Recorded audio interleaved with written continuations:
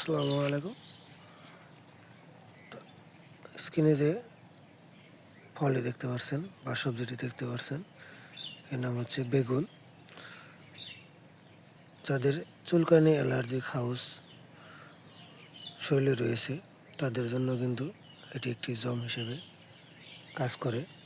তো খাওয়া মাত্রই চুলকানি, অ্যালার্জি বেড়ে যায়।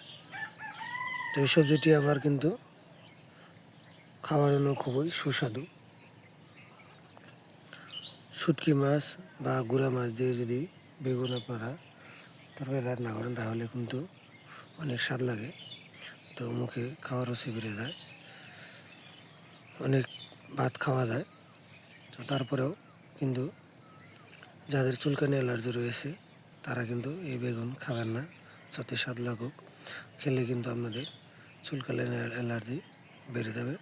কাজে দেখা যেতে আপনাদের সারা শরীর ঘা করে ফেলবেন। তো অবশ্যই ভিডিওটি ভালো লাগলে লাইক, কমেন্ট, শেয়ার করে দেবেন।